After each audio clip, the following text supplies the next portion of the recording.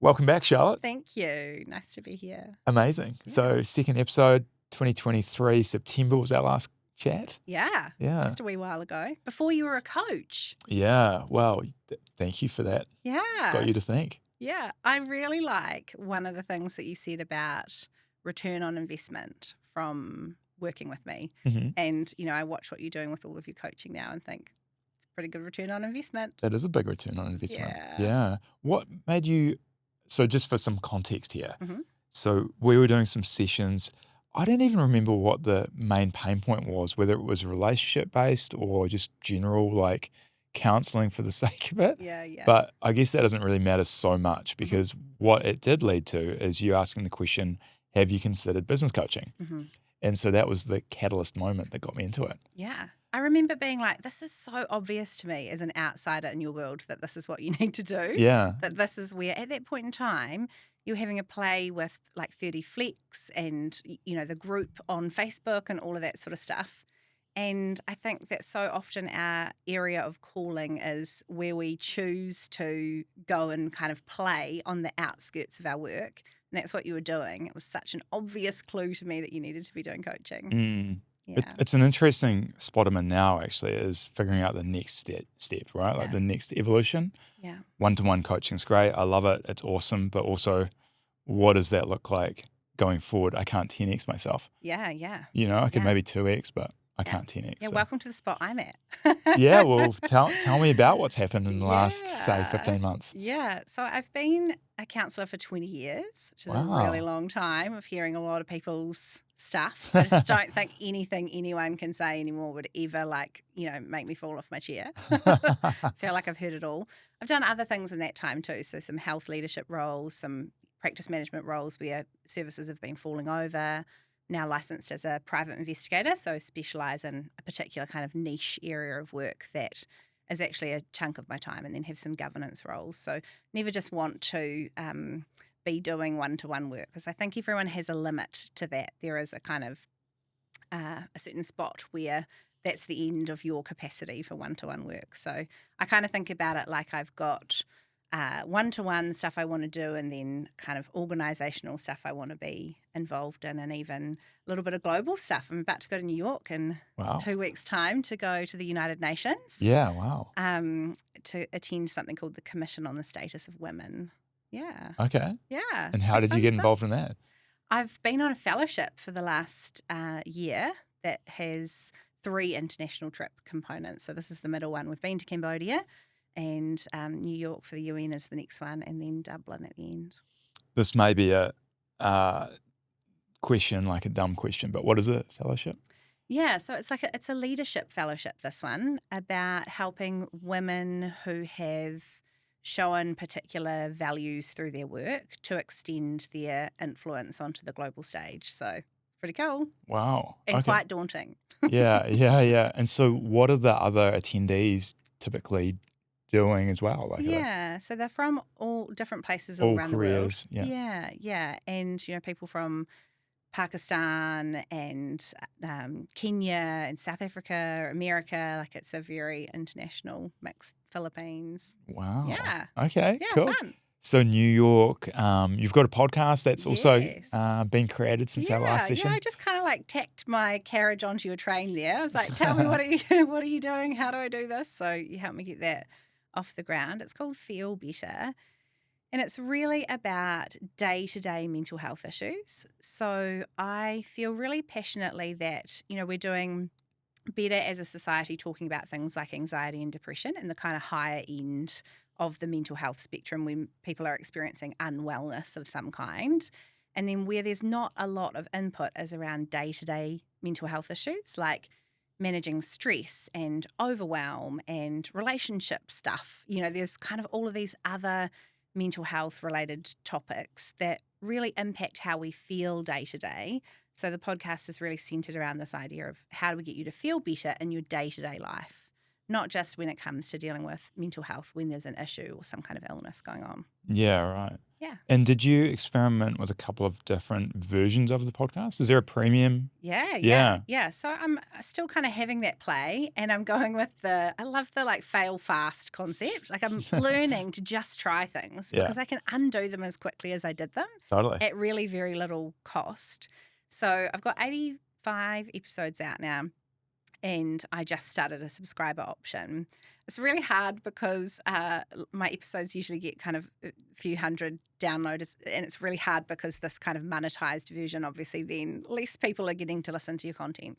But it is kind of the game of like making it more sustainable as its own little venture. Yeah, totally. So is it purely monetized now? Nope, Okay. just a monetized option. Oh, yeah. So there's a subscriber option. Yeah, gotcha. Yeah. Cool. So And what have you learned through that process? Just not so much with the yeah. premium, but just with like the process of creation and developing and Yeah, well, it was interesting because I put something out on my social media and 80 people responded and said, yes, we would take that option. And then 20 people did. It's ah, like, oh, that was like, I did this piece of market research that I thought I was meant to do. And then, grr, it didn't kind of mm, eventuate. So now I'm looking at what's kind of happened in my messaging since then. What do I need to do to capture those 80 people who said that, yes, this is something that they'd like? what was Yeah. missing? Yeah. Yeah. Don't know yet. Haven't Yeah. worked that out. Yeah. Okay. And what else have you been working on? Yeah, lots of different bits and pieces, lots of work with clients, but then thinking about a lot of people I've seen lately as couples have left it way, way too long to be coming to therapy, and they're really in pain by the time they get there. I think a little bit of that is the way that the cost of living crisis has impacted, people who might have needed to come to therapy a couple of years ago perhaps couldn't afford to do so. So we're now kind of catching up on that lag. But I've just made a really cool series called Give Me 10 Minutes. And the idea is that it's relationship therapy for people who don't have the time to get to relationship therapy. When we think about it in our relationships, we, then need to coordinate our schedules to get along to see a therapist. We need to find someone that we like and find someone who's got capacity. And then we need to pay for those sessions and keep it up over an extended period of time. So what I've done is I've distilled the best of my 20 years of counselling experience into 6 10-minute audios.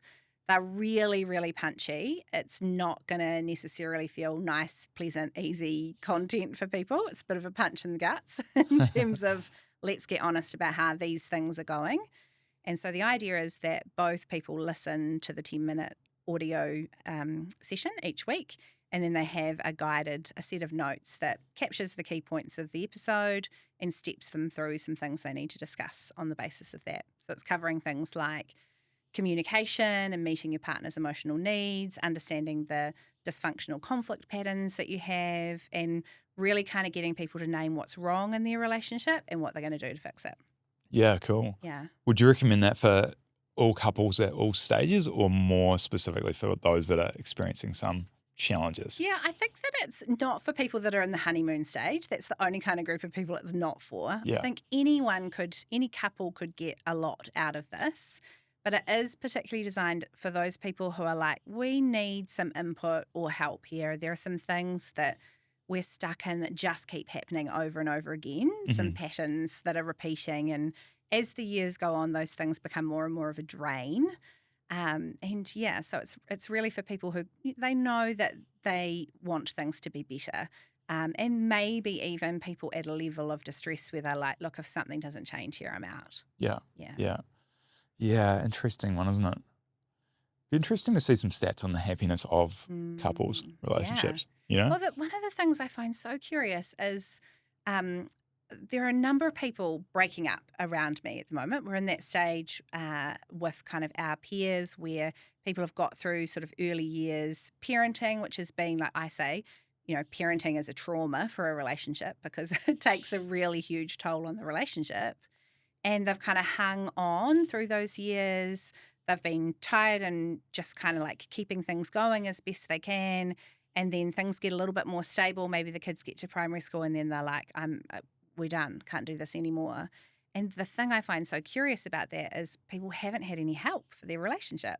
And we have this thing as a society where we expect people's relationships will function well and flourish without any support. And that's completely bogus to me. Mm. Yeah. Yeah. And as you say, the challenge or the friction required to get help is relatively high. You've got to get like, unfortunately, people treat therapy like you've got to be in lots of pain to go. It's got to be really bad before you go.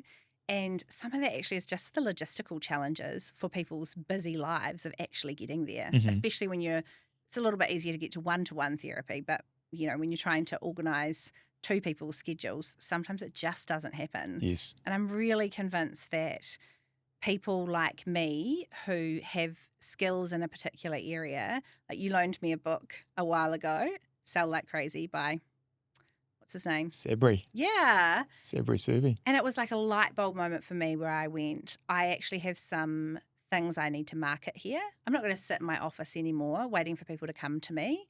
I've got experience and insights and tools that can help people, and I need to start seeing myself as being in marketing. Yeah. Yeah. Yeah, I love I'm that. getting there slowly. Yeah. Yeah. It's the helping people in isolation, right? Yeah. It's not possible. And Yeah. so I guess thankfully though, the internet does allow for that scale. Yeah. And it does allow for you to create something that Yeah. people can use at mass. Yeah. So that's cool. Yeah. A lot of steps to get there. Oh, it's painful behind the Whoa, scenes. no doubt. Well, yeah. I mean, you've been working on that for a while, right? Hmm. Yeah. Yeah. It's And, nearly there. and it's Very, nearly very there. close, like a couple of weeks away. Okay. Yeah. So by the time this goes live, it should be Yeah. there. Well, there's a good accountability, Steph, isn't there? There you go. Yep. There you I've got go. to beat you to it. I publish my course before you publish your podcast. That's right.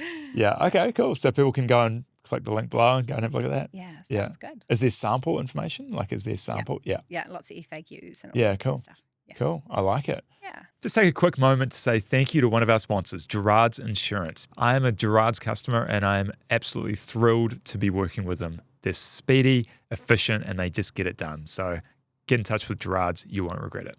What do you got there? What are the notes? Well, last time in our session, we had a bit of a general chat, and I was thinking about your audience and thinking about what could I deliver to them that was valuable in a conversation like this, and thinking particularly about the people who listen to your podcast are typically business people. They've got busy professional lives, and one of the things we know is that can often really take a toll on people's relationships. So I have come up with 6 things you need to know if you're a busy professional and you're in a relationship. Okay. Yeah. I like it. Yeah. Yeah. Yeah, that's pretty accurate. Yeah. Yeah. Focused on benefiting the relationship. So that's the goal here. Cool. Yeah. Okay. Shall I launch into it? Let's do it. And you can think about what stands out for you. Do you Okay. remember I used to ask this really annoying question at the end of sessions where I said, what's the one thing that stood out to you most from this? Yeah. It's a good recap though. Such good recap. Do you Yeah. use it? No, but I could. It's a good one. I definitely could. Okay, so the first thing is know how to most effectively show love to your partner.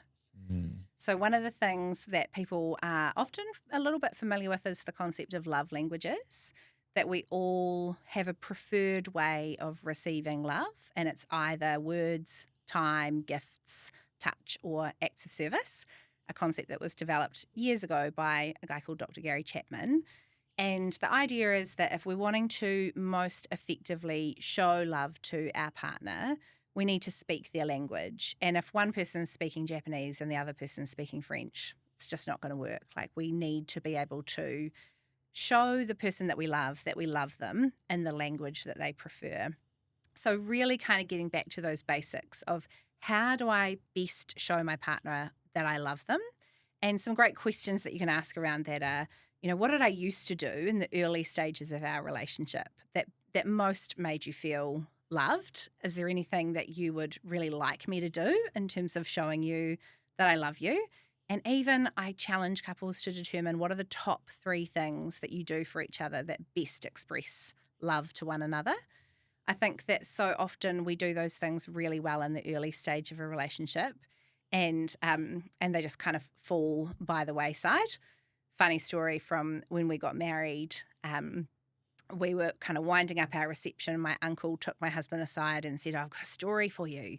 And his name's Terry. And he'd been married for 50 years. And he said, my wife just, she comes to me and says, Terry, do you love me? Terry, do you love me? And I just say to her, Moira, I told you 50 years ago I loved you. And if anything changes, I'll let you know. And I think sometimes, particularly for men in relationships, They think, I've already told you I like you. I'm in a relationship with you. Maybe I even got married to you or Yeah. something. Like, surely you already know that I love you.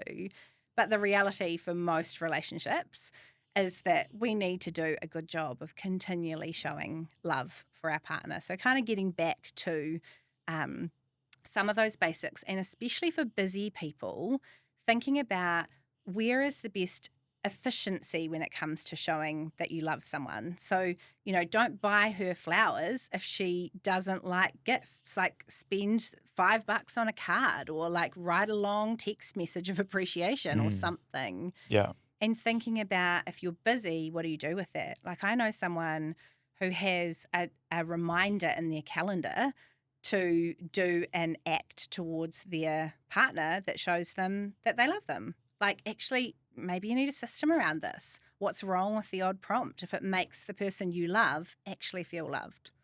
Yeah. It sounds so unromantic, but Mhm. yet I think that's the reality, though, is that we need those systems. Totally. And, sometimes we forget about systems when it comes to relationships, but we need them Yeah. just the same as anything else. Yeah, it's such a commonly used word in a business context, but Yeah. I think it needs to be applied to fitness, health, Yeah. relationships, home life, Yeah. parenting, everything, right? Totally.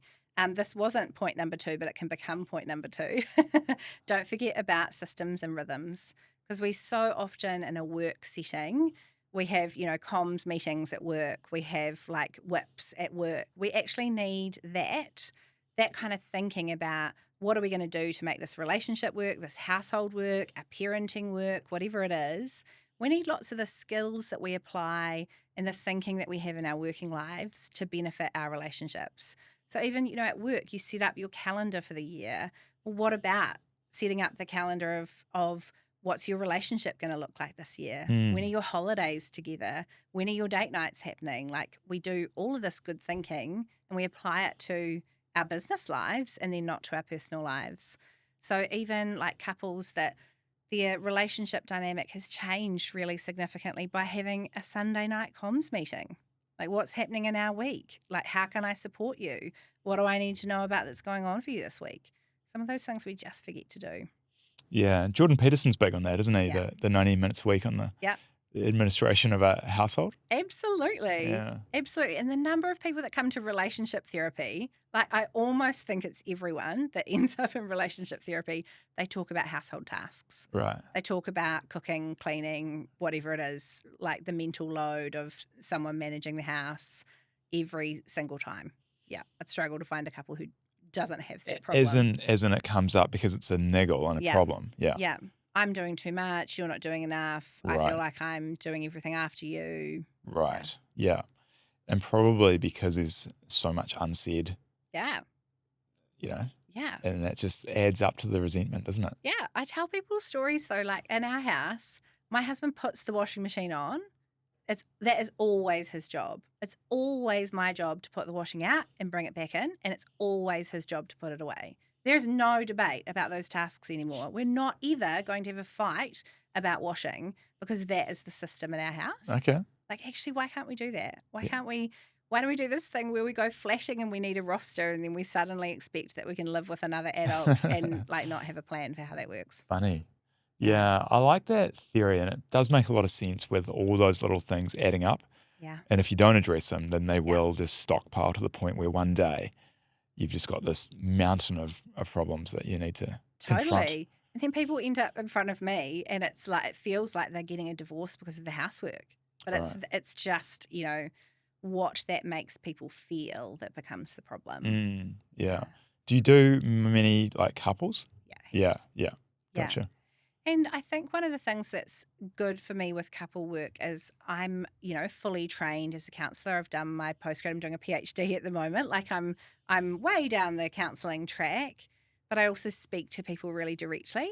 So that works well for couples because you can call them out on their bullshit. You can, make some solid plans. It's not just a big kind of, how do you feel about that session? Yeah, I think that's a really important part. And I don't remember what exactly it was or how it was worded, but it's like essentially a spectrum of like you've got competency Yeah. down one end, but then you've got like nurturing and caring down the other end. And so you need to be somewhere in between those two things. Like, you can't just be really competent in nurturing. You've got to Yeah. be direct. Yeah. You've got to almost be the guide. Yeah, totally. Like I've said to women in counselling, that was a bitch move. Yeah. Like that is not an okay thing to say. Don't ever say that again. Don't mince around, Like right? that's not, yeah, absolutely. And I care about people, so I am direct with them. Mm. It's not that I'm just going to go softly, and that's the only way to be caring. Like sometimes showing up for people, like I've had people come back to me and say, I hated you in that moment, but that was one of the best things I needed to hear. And I have to put aside, I don't need people to like me. Sometimes people don't come back because it's too direct. It's And too much, too hard. just have to leave that to them. Yeah. But I know that for a lot of people, that actually serves them really well and is the most kind and caring thing I can do. Yeah. Yeah. I know. No, I will bring it up. It's Yeah. highly controversial. Go for And it. I might regret this, but I'm going to say Yeah. it anyway, right? So when I was in a session with you were like, all right, you've got to, I'm not going to go into the exact specifics, but you're like, you've got to do this. Mhm. This is not serving you. Yep. And unless you do this, Yep. you're going to keep going around in the same circles. Yep.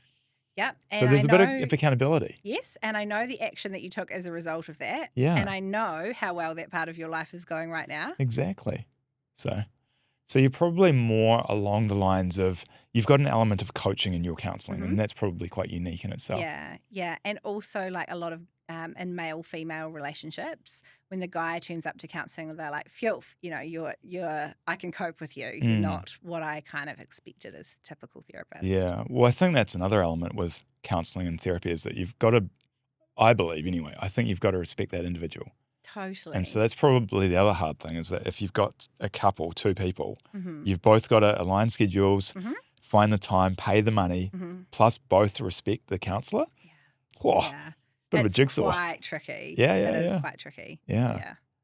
And at the moment, just to divert the conversation Yeah. a little bit, are you maxed out currently? I'm pretty close to it. I'm Yeah. booked quite far in advance. So what I do is I like slow down taking on new clients to make sure I can look after the ones I've got. But what I say to people, I run a wait list. So what I say to people is like always get in contact, get yourself on the wait list. Yeah. I've got an associate now as well. Ah, Yeah. cool. So how does that work? Yeah, so if people come to me and they don't want to wait on the wait list, then there's someone else that they can see. Oh, yeah, cool. Yeah. That's cool. And is it remote or in person or both? I do all online counselling now. Yeah. Partly because I was at the stage where almost all of the people I was seeing were outside of Christchurch, or even because of the busy nature of the kinds of clients that come to see me, they were needing to dial in from workplaces, or, life was kind of at a point where they didn't want to have an hour-long session and then a half-hour drive on either side of that. So, and I kind of like the online therapy world it's a little bit more comfortable for some people to share when there's not a person sitting across from them. And also just, a lot of clients outside of around New Zealand and outside of New Zealand too. Yeah, cool. Okay. Yeah. All right. And at what stage? So I'm just going to You can go for it. guess it is my podcast. It is your podcast. You have to What- come on mine so I can do this to you. Have you got guests? No, yet. I'll get there. First guest. Don't you start coaching me. What point do you reckon someone should come and pursue counselling in a relationship? Is there a rule of thumb? I would say when you think you need it, when you're at that point where you're like, I'm going to do this, you probably needed to have done it 2 years before. Like a lot of people after the first session, they're like, we needed this a couple of years ago. So there is a time lag often on people getting there. But I say to people, like, you go to professionals for all sorts of different things. You get your hair cut, you go to a personal trainer, you go to the physio. Like, this is no different. Yeah, we're going to talk about deeper stuff, but I'm just another professional in your life trying to make your life better. And therapy particularly, like, we walk around with our heads screwed on to our bodies. We have this way of, our feelings and our thoughts follow us around. Our relationship's a huge part of our life. So why wouldn't you want to invest in that? Agreed. Yeah. Yeah. I guess the fear comes in, right? Like fear of judgment, fear that it won't work, fear it's going to be a waste of money. Yeah. I don't know. I'm like, I've just already heard everything. Honestly, like at the end of my career, I really want to write a book. So I'm like, whoa, there have been some stories. Just absolutely nothing could faze me anymore. So that is, I often say to people, you on it, you can't be worried about that. I've been doing this for 20 years. You know, even people have said to me after they've told me something, they have said, "You've got to tell me, have you ever heard that before?" And I'm like, "Yep." Yeah. Like, absolutely. Even some of the more kind of obscure, peculiar situations that people get into. Yeah. If you Yeah. if you think there was, say, a group of 100 people, Mm-hmm. 100 couples, how many of them do you think would be extremely happy Mm-hmm. based on what you've seen? And I know that'll be biased because they're seeing you, but Mm-hmm. Less than 5%.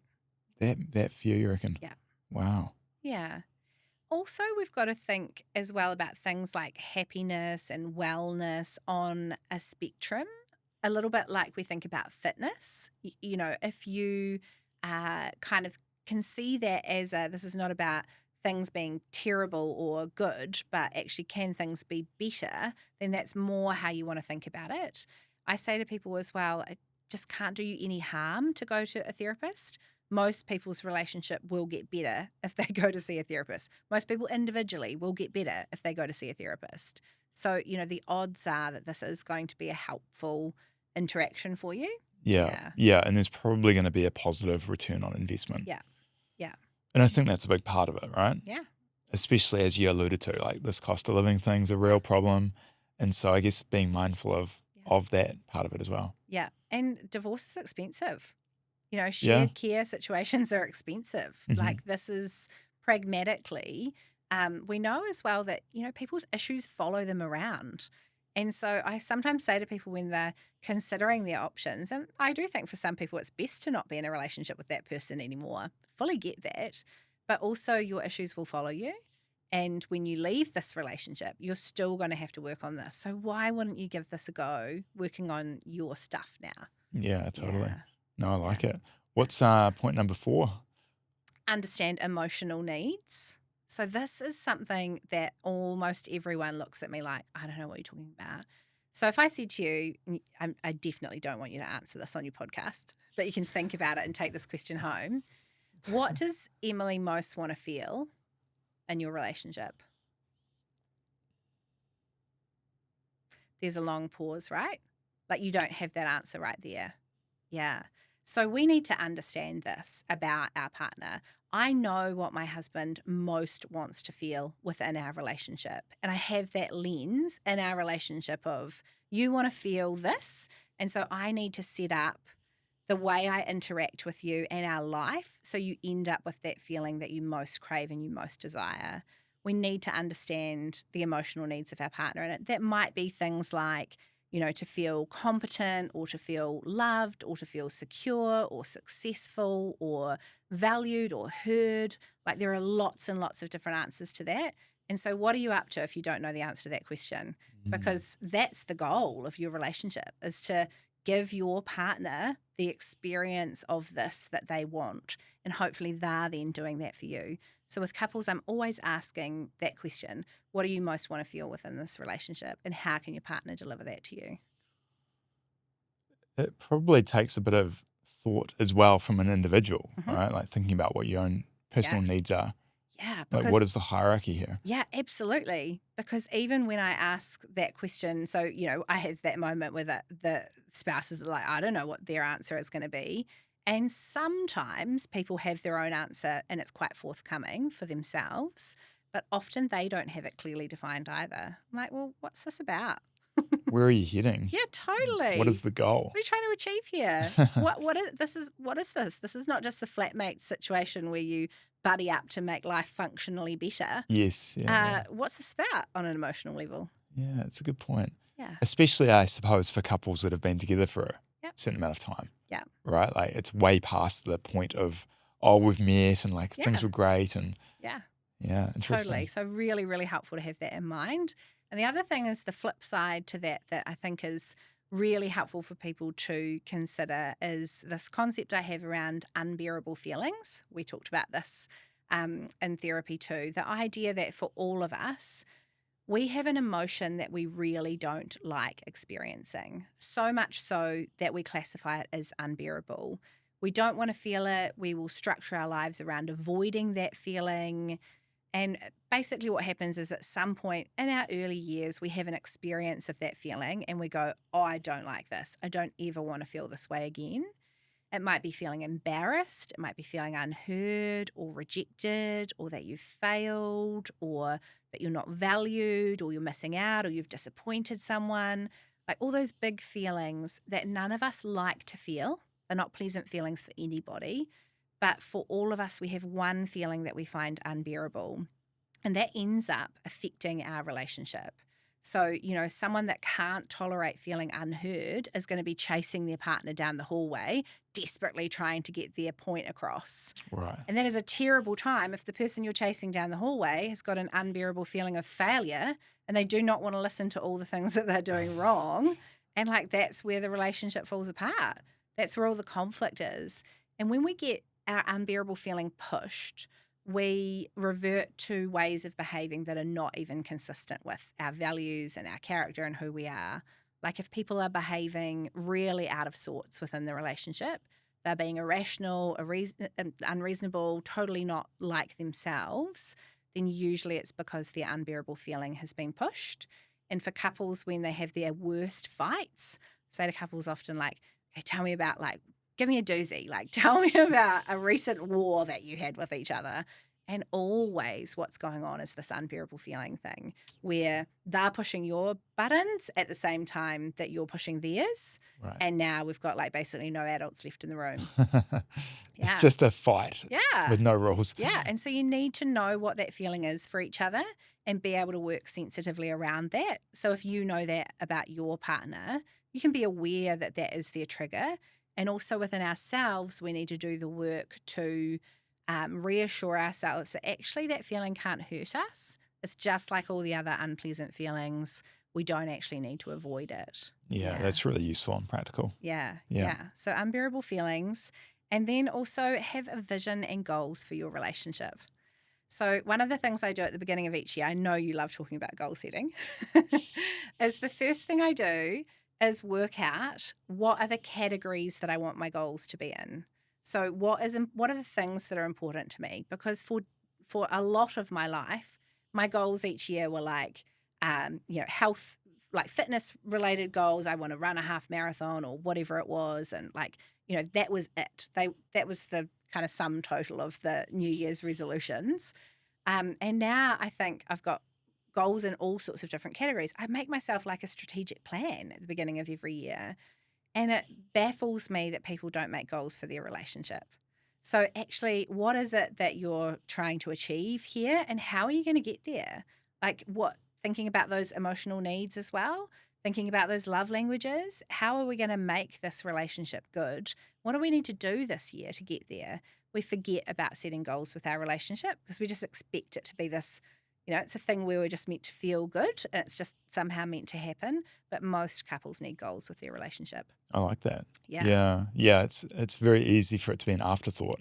Totally. With other priorities, especially with, say, kids and work, once those two things are occupying a bulk of the space. Yeah, absolutely. And it just is the thing that falls by the by. Yeah. Yeah. And then my last point is understand how to fight fear. So there is a real need for couples to work out how to do fighting well because you're going to fight, you're going to have conflict. And so you need to know how to do that in a way that does the least damage to your relationship.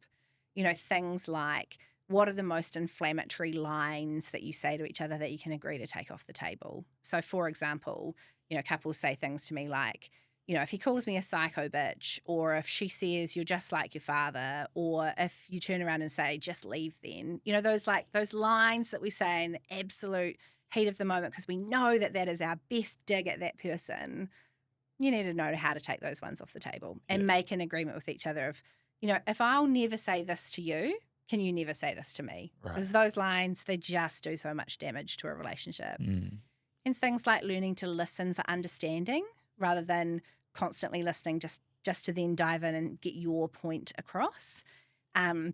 And thinking about some of those, communication skills to learn how to fight fear, only talking about one issue at a time. If your conflict ends up with 27 issues coming out, you're not going to get through any of them and you're going to be back here next week.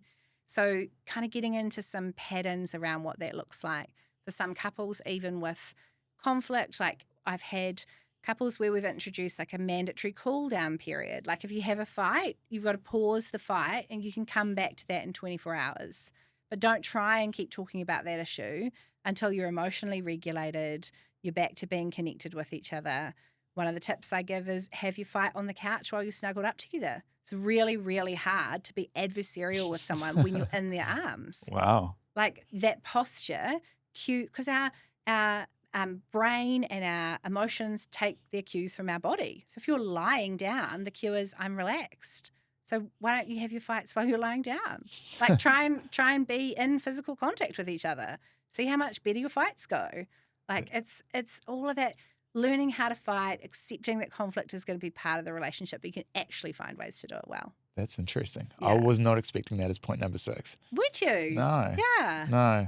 Well, I think maybe the naivety of me is like life can exist without fighting and without conflict, but inevitably it will come up. So having some ground rules makes sense. Yeah, and often I think actually knowing how to fight fear is a sign of a healthy relationship.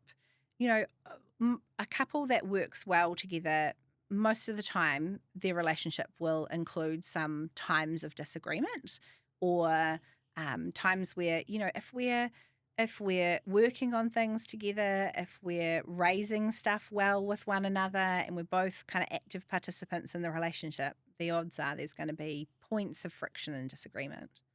Yeah. Yeah. And then I guess there's also other things like external factors or tiredness or hunger or something else that just all the pressures. creates pressure, but maybe there's nothing, but it's just a environmental type thing.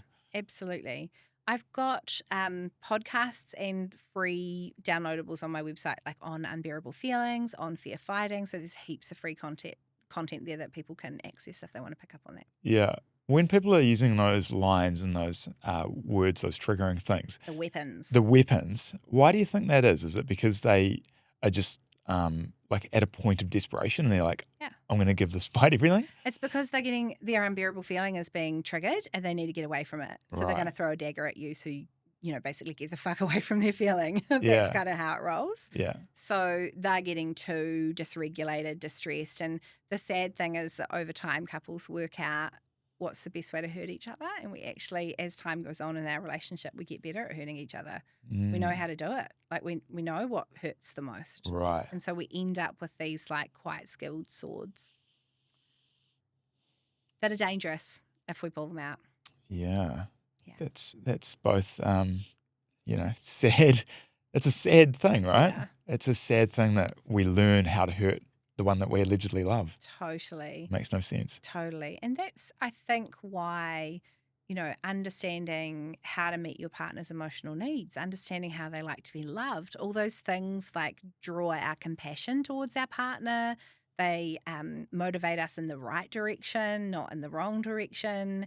And they get us focusing on their needs. And it goes really well in a relationship where we can trust that our partner is working towards our needs, because then we don't have to fight for ourselves. We're not being defensive in the relationship. We're not having to look after ourselves. And I often see in couples this dynamic of like, it's each to their own. It's, a dog eat dog kind of situation.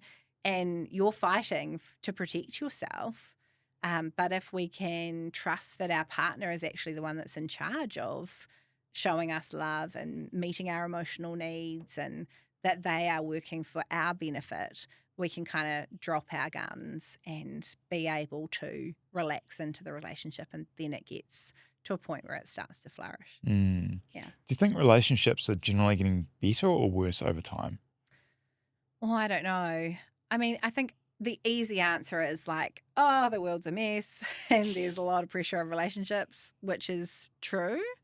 I also think that the communication skills of people, like when I see younger people in therapy now, I think, wow, they've got so much more emotional awareness than, my generation and above. I think, I'm super impressed by that. There is a lot more flexibility to make yourself a life that you enjoy, in terms of, not everyone has to go to an office or a factory anymore and work a set number of hours in a certain construct. So there are sort of some freedoms that have developed for us socially over time. Um, there are pros and cons. Lots of the stats would say people are getting less and less happy over time. Really? Yeah. Oh, no. Yeah. And that, relationships, like the rates of breakups are, increasing. Even if we think about if you've lived in Christchurch over the last however many years, there have been natural disasters followed by a global pandemic, followed by a cost of living crisis. It's quite hard to not be impacted by all of those social factors. Yeah, I wonder if those rates of separation, although they may be increasing, it's also probably more likely that people are going to take action now Yeah. rather than historically they'll just stay, right? Yeah. Yeah. Yeah. So, Yeah. yeah, interesting. Hmm.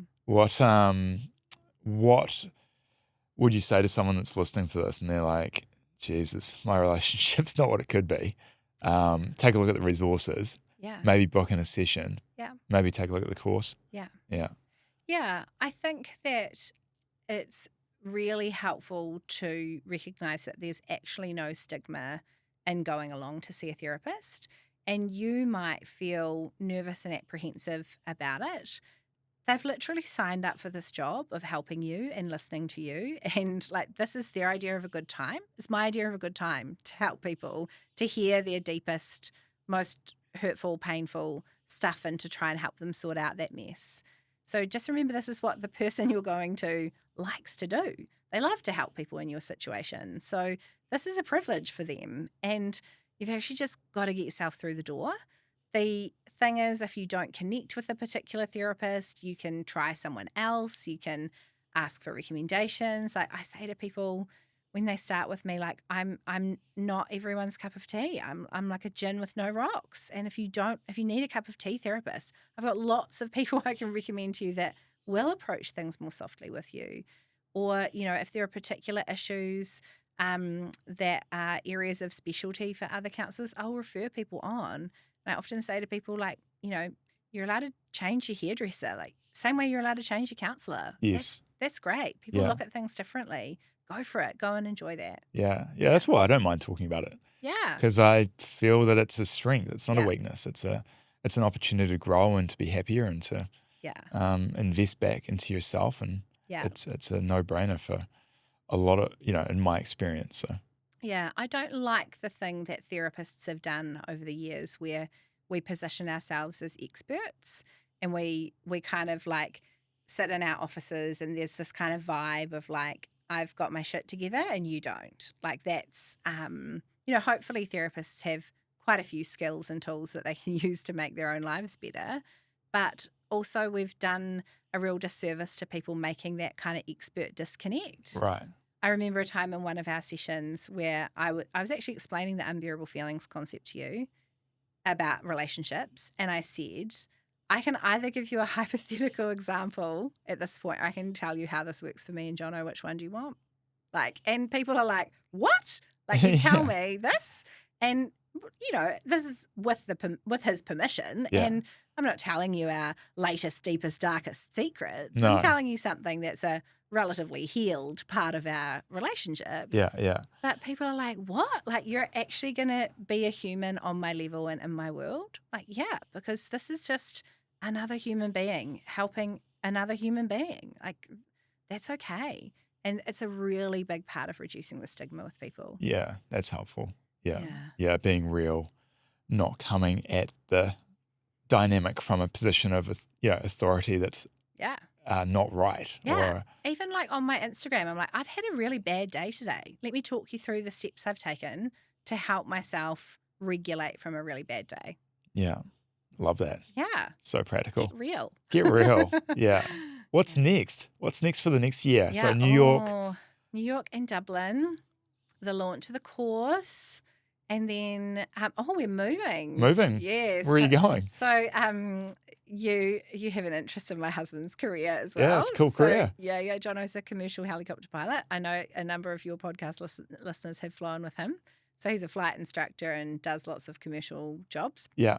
And he's out at Way to Go Helicopters in Rangiora. Ah. So we're moving out there. Oh, wow. Yeah, Cool. moving to the country. Moving to the country. Yeah. Wow. Yeah. And so changing schools? Yeah, all of that Yeah. change. I was in the supermarket the other day. I was like, oh man, like everyone here knows me. Like I chat to them. I know them. Like we know stuff about each other's lives. And now I'm going to move somewhere where nobody knows me. Wow. But we come from a small town, so Yeah, that's I'm true. kind of backing myself that I'll be all right in the country. Yeah. It's 4 hectares though. Like we don't know what to do with that. Wow. That'd be fun. Yeah. And when's that happening? Soon? Yeah, beginning of April. Yeah, right. Wow. Amazing. Yeah. I've heard nothing but good things about North Canterbury lately. Yeah. Yeah, it's a good vibe. And, we just kind of want that simpler life for our kids, a little country school, swimming in the river, like the things that we took for granted about our childhood. Yeah. Being able to play, happily kind of out and about with other people, like that sort of stuff we want for our kids. That's cool. The less tech vibe and, the school's got a pool that they can swim in at lunchtime and like all of those little cute country things. Yeah, cool. That's exciting. So international travel, moving, courses, podcast continues. Yeah. Yeah. And some clients along the way. Yeah. All I like happening. that. But I think that I do like to make the most out of my days. And I know that the balance for me is always getting the right amount on my plate and making sure that, I say to my clients all the time, too much on your plate makes you sick. Like no one can have good mental health if they're just trying to do too much. So I, constantly have this balance. And it's a little bit, in the self-employed world, that is a bit of a challenge because you take things on and then they grow and then you have to pull other things back. And so, I live in that constant world of kind of like managing the flow of work and what's going on, but it's fun. It's a good analogy, that, and it's something that I've learned this year is just by being very mindful of time and energy. Yeah. Just how I've still been able to achieve a couple of like key things, but it's been in a manner that's not hurting my tummy.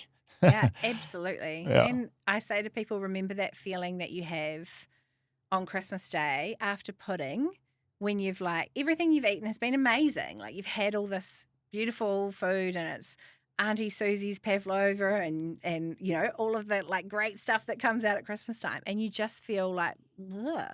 And it's not because the stuff that was on your plate was not amazing, because it was like Christmas Day feasting time. Doesn't matter about what it is that's on your plate. You could still be enjoying all those things, but too much makes you sick. Yeah, that's a good analogy to A client even printed that for me on a tea towel. Really? That's good. Yeah. Put those on the That was a merch store. surprise. Yeah. Oh, so good. Hey, thanks, Charlotte. My pleasure. Nice So to good chat seeing again. you. Yeah. Yeah. We'll Go have to well. do round 3 in, not 18 months. Exactly. Yeah. I like the anniversary episodes. I think it's a fun way to recap. Yeah. See what Cool. played out. It's Yeah. time capsule. It's a lot of fun. So Yeah. And it's cool seeing what's played out for you. yeah, it's an ongoing journey, and Yeah. it's Nice. exciting times.